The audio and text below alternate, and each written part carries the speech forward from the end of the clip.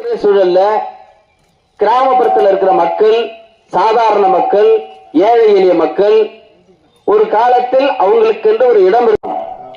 இந்த அலுவலக வாயில் நடத்துகின்ற போராட்டம் 4வது முறை ஒரு அமைப்பு போராடுகிறது என்று சொன்னால், இந்த அமைப்பு போராடுகிற அந்த இடத்தினுடைய தன்மை அன்னைக்கு இருந்த காலத்துல ஒரு கோயில் இடமா இருந்திருக்கும், ஒரு புறம்போக்கு இடமா இருந்திருக்கும், ஒரு அனுபவத்தில் உள்ள இடமா இருந்திருக்கும்.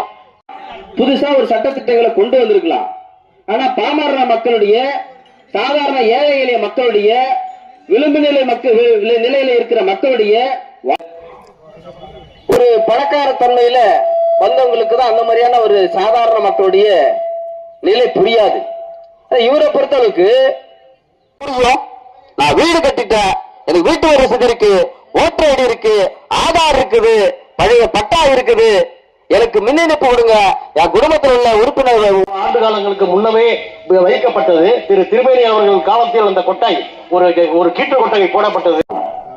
இந்த அலுவலக வாயில் நடத்துகின்ற போராட்டம் 4வது முறை ஒரு அமைப்பு போராடுகிறது என்று சொன்னால், இந்த அமைப்பு போராடுகிற அந்த இடத்தினுடைய தன்மை அன்னைக்கு இருந்த காலத்துல ஒரு கோயில் இடமா இருந்திருக்கும், ஒரு புறம்போக்கு இடமா இருந்திருக்கும், ஒரு அனுபவத்தில் உள்ள இடமா இருந்திருக்கும்.